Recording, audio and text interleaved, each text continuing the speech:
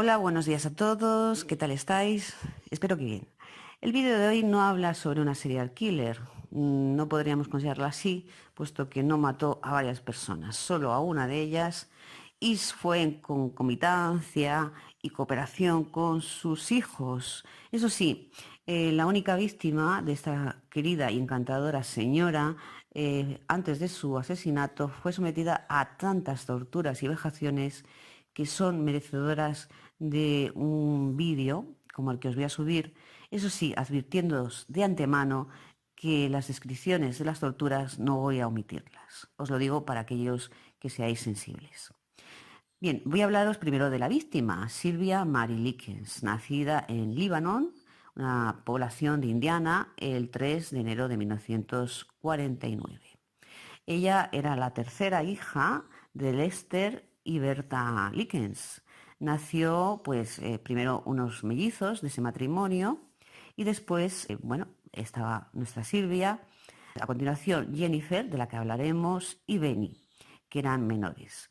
De estos otros tres hijos, los mellizos y de Benny, no sabemos nada. Sin embargo, de Jennifer y de Silvia sabemos, y por desgracia, mucho, y para ello os voy a informar. Bueno, comentaros que en un momento determinado el matrimonio Likens pues era una familia desestabilizada y que tenía peleas entre sus padres habitualmente. La comida escaseaba, tenían que mudarse varias veces por motivos económicos, optando por elegir trabajos que les obligaban a moverse a lo largo de todos los Estados Unidos. Así que en un momento determinado conocieron en la iglesia a una señora llamada Gertrude Banisiewski, que pues llegaron a un acuerdo con ella a cambio de que cuidase a Jennifer y Silvia. Les dio cierta confianza el hecho de que esta señora tuviera 10 hijos y fuera ama de casa. De hecho, la profesión de Gertrude era simplemente la de engendrar hijos y luego cobrar a los diferentes padres de sus hijos la pensión alimenticia. Con el trato con los padres de Silvia y Jennifer, conseguiría $20 semanales que le vendrían muy bien. Bueno, pues Silvia era una chica encantadora, callada, agradable, que ayudaba en las tareas de la casa, y su hermana Jennifer, pese a haber padecido poliomielitis desde los 5 años de edad y tener una pierna más corta que la otra, intentaba también colaborar y no ser pues una rémora. Al principio todo iba bien, las chicas parecían integrarse en la familia, hasta que al terminar la primera semana no llegó el cheque de $20 prometido. La paciencia de nuestra Gertrude Banisiewski era bastante limitadita, ya que llevó a Silvia y a su hermana Jennifer al sótano, donde les dijo textualmente: bien, perras, he cuidado de vosotras durante una semana por nada. El cheque de vuestro padre no ha llegado. Silvia intentó explicar que seguramente el dinero se había retrasado, como así ocurrió, pero Gertrude ordenó a ambas que se inclinaran sobre una cama, que se quitaran la falda y ropa interior y las azotó con una pala en las nalgas.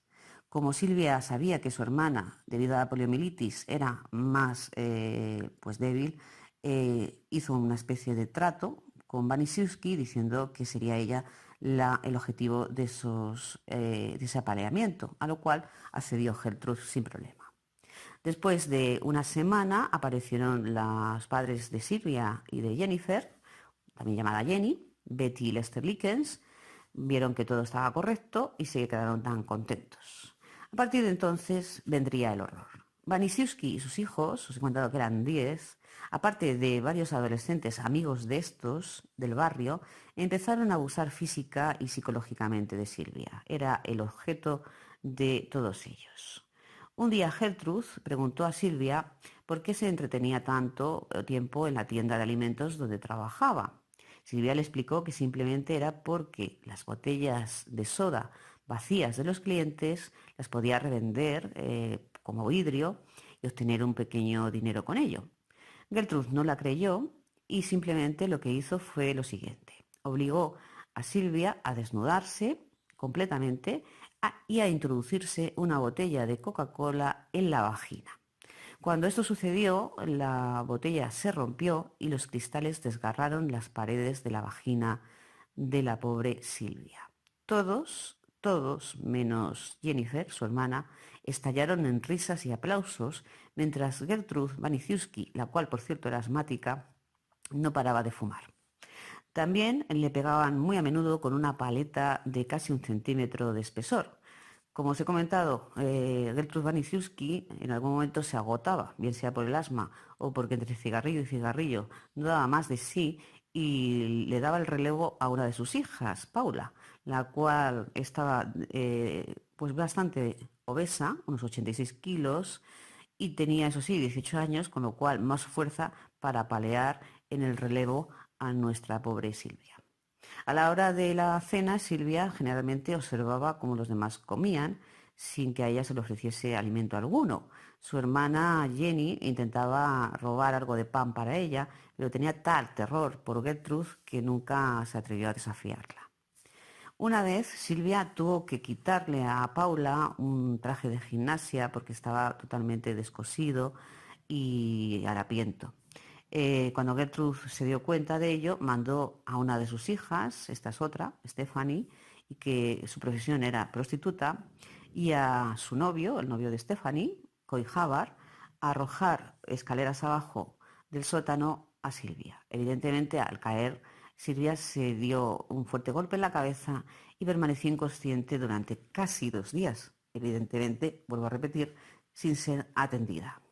El novio de la prostituta, hija prostituta de Gertrude, llamado Coy Havard, deciros que tenía 15 años, medía casi 2 metros, pesaba 85 kilos y se dedicaba al judo.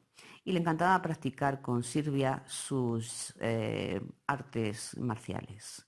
De hecho, en el colchón que había en el sótano, bueno, pues lo que hacía era subir a Silvia con toda su altura, de 2 metros, y lanzarla contra él.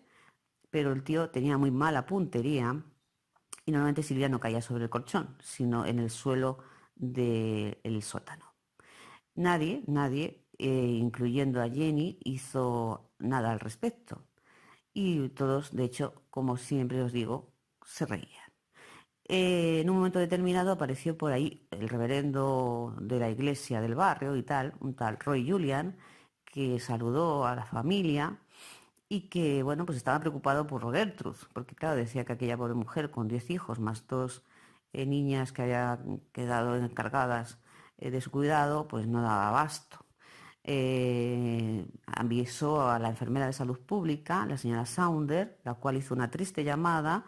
Gertrude explicó que una de las niñas a su cuidado, Silvia en concreto, era prostituta y estaba corrompiendo a sus hijos, y la señora Saunders, enfermera de salud pública, se compadeció de la pobre Gertrude, pero nunca volvió a llamar. Así que mejor es que se hubiese quedado sin hacer nada.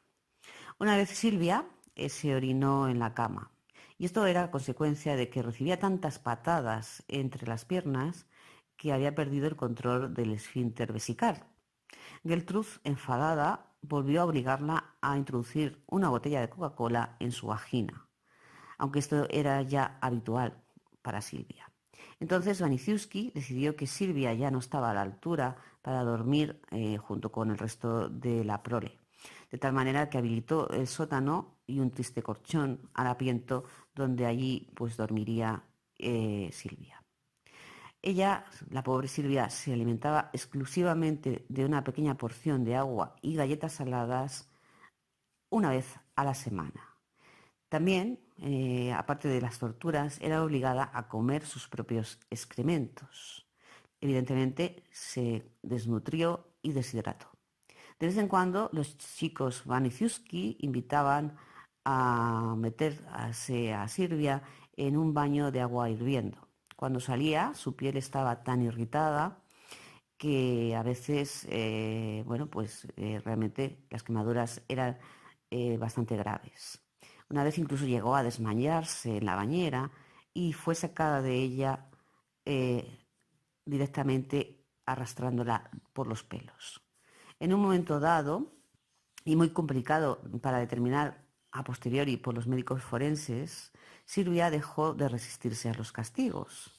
Entonces la señora Waniciuski le arrancó la blusa y los pantalones cortos que llevaba y la dejó ya en estado de desnudez, donde permanecería así en lo que quedaba ya de vida. Deciros que John Maniszewski Jr., uno de los hijos de nuestra encantadora señora, tenía solo 13 años, pero le encantaba escuchar los dolorosos gritos de Silvia cuando la pateaba, apagaba cigarrillos de su madre en los brazos, piernas o estómago de nuestra pobre criatura Silvia. También la pisaba la cara y la aplastaba contra el suelo. Por otro lado, aparecía un personaje llamado Ricky Hobbs, que era un amigo de la familia y que, bueno, pues le molaba, le gustaba a Silvia, pero esta, antes de que comenzase toda su bagaje de torturas, le rechazó. De tal manera que Ricky Hobbs, en venganza, junto con Coy Havard, aquel que practicaba judo y que era un armario empotrado, el novio de una de las hijas de Maniszewski, pues lo que hicieron fue lo siguiente. Ataron a Silvia Likens a una viga de madera que había en el sótano después de haberla propinado una gran cantidad de golpes. Richard Hobbs, el despreciado, el que había sido enamorado, despreciado por Silvia, durante tanto tiempo martirizó a Silvia con los golpes que incluso llegó a pensar que la había matado. Durante todo este periodo que os estoy contando, la señora Maniszewski contó por todo el vecindario que Silvia era una prostituta, lo que causó que los vecinos no la miraran con buenos ojos. Luego obligó a la niña a escribir varias cartas a sus padres donde detallaba escabrosos asuntos sexuales y confesaba que era, pues eso, que se dedicaba a ser meretriz. Gertrude dijo además que Silvia no había hecho más que causar problemas desde que llegó a su casa, siendo una muchacha inmanejable y que el reformatorio era su único destino. Los vecinos y vecinas de la casa oían los gritos, lamentos, gemidos y golpes, pero no hicieron nada al respecto porque pensaron que eso era entrometerse en vidas ajenas. Maravilloso. El hogar de los Maniszewski era el punto de encuentro de muchos chicos y chicas del barrio. Cuando varios jóvenes observaron que Silvia soportaba el abuso al que era sometida, también ellos comenzaron a mofarse de ella y a aplicarle castigos físicos. Los chicos del barrio la mordían, besaban, acosaban, intimidaban, abusaban de ella sexualmente. También traían a sus respectivas novias y a varios amigos que también se reían de ella. Nunca pensaron que todo iba a llegar tan lejos. Frecuentemente estos otros invitados también decidían participar en los tormentos a la niña, como os he comentado. Bueno, pues alguien hizo una vez un dibujo de la niña poniéndole cuerpo de mujer y en una posición sexualmente explícita. Este dibujo circula a día de hoy todavía por internet. Pocas semanas antes de su muerte, Gertrude, con una aguja al rojo vivo, escribió en el abdomen y estómago de Silvia: «Soy una prostituta y estoy orgullosa de serlo». A mitad del trabajo se cansó, esta mujer se cansaba enseguida, y Ricky Hobbs continuó ese trabajo por ella, mientras uno de los hijos, John, le sujetaba los brazos a Silvia. A la mitad de la penúltima palabra, la aguja dejó de quemar la piel de Silvia, por lo que Hobbs empezó a hacerle cortes con una navaja en vez de utilizar la aguja, porque era más práctico y más rápido. «¿Qué harás ahora, Silvia?», musitó Gertrude con la mirada fría. «¿Qué harás? Ahora ya no podrás mostrarte desnuda ante ningún hombre, sin que te vea la marca. Ahora ya nunca podrás casarte. ¿Qué vas a hacer?». El mayor castigo para aquella mujer, más allá de las torturas, palizas, humillaciones, parecía ser el no permitir a la muchacha que se casase, el dejar que viviera sola. Al igual que Gertrude, que ya, como os he comentado, tuvo 10 hijos de diferentes parejas. Coy Havard, el novio de Stephanie, la hija prostituta de Gertrude, una tarde se pasó por la casa y empezó a golpear en la cabeza a Silvia con un palo de escoba, dejándola inconsciente. Pocos días antes de la muerte de la muchacha, la pobre, con las pocas fuerzas que le quedasen, si es que le quedaba alguna, intentó escaparse. Para su desgracia, la descubrieron y fue de nuevo duramente castigada. Su hermana Jennifer fue obligada a abofetear la cara de su propia hermana hasta que estuviera completamente roja. El día anterior a la muerte de Silvia, Paula Maniszewski le dio a Silvia su tratamiento especial. Consistió en lo siguiente: pasar sal por todas sus heridas. El día en que Silvia murió, pues presentaba hematomas, cortes y heridas de todo tipo por todos los rincones de su cuerpo. Olía a horriblemente mal debido a que pues, desde que había entrado en la casa no se le había permitido asearse. Las cicatrices de las quemaduras resaltaban por todas partes y bueno, pues aquello era indescriptible. Gertrude decidió que mojándola con una manguera tal vez consiguieran limpiarla un poco. Una manguera de jardín fue llevada hasta el sótano. Todo el mundo se rió mientras el agua salpicaba sobre el cuerpo castigado de Silvia. Pero ella no se movió. No pudo hacerlo porque ya estaba muerta. Richard Hobbs fue aquel que había sido despreciado por Silvia, el que llamó a la policía con la esperanza de que los policías, como si fuesen Jesucristo, llegaran y resucitasen a la pobre Silvia. Pero no. Al ver el cuerpo, los oficiales y médicos declararon que el de Silvia Likens era el peor caso de abuso físico que habían investigado en la historia del estado de Indiana y probablemente, si me apuráis, en la historia de la humanidad. Silvia Likens había muerto por hemorragia cerebral, shock y desnutrición. En el juicio, los adolescentes y los niños del barrio que entraban y salían de la casa aceptaron su culpabilidad y detallaron los castigos a los que sometían a Silvia.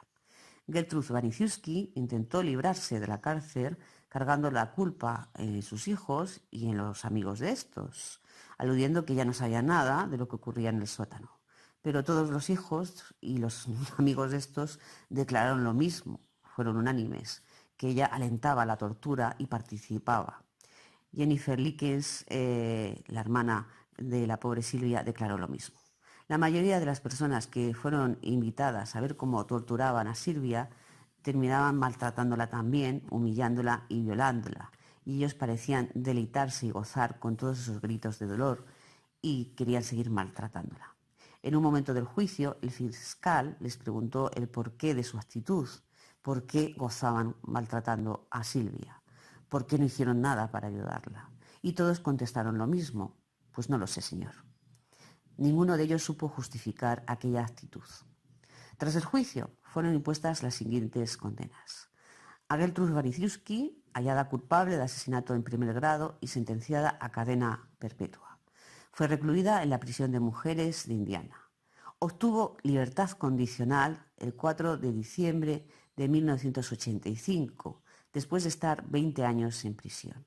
Poco antes de morir, en el año 1990, Gertrude aceptó finalmente su culpabilidad, responsabilizando sus actos criminales a sus problemas personales y a una serie de medicamentos que ingería.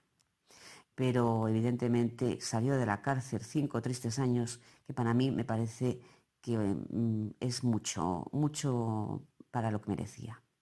Paula, una de las hijas, fue hallada culpable de asesinato en segundo grado y su sentencia a cadena perpetua.